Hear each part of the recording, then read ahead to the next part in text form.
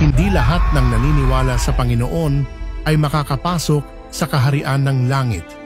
Dahil sinabi ng Panginoong Hesus, hindi ang bawat nagsasabi sa akin, Panginoon, Panginoon, ay papasok sa kaharian ng langit, kundi ang gumaganap ng kalooban ng aking Ama na nasa langit. Kung naniniwala ka sa Panginoon, ngunit araw-araw kang abala sa paghahabol sa pera, walang oras para sa debosyon, pagsamba o paglapit sa Kanya.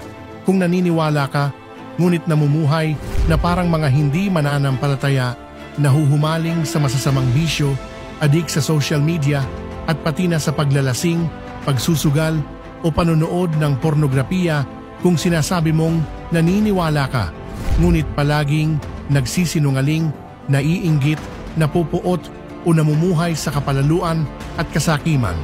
Kung nananatili ang mga pag-uugaling ito at hindi ka tunay na nagsisi, maaari ka bang maging isang tao na sumusunod sa kalooban ng Diyos?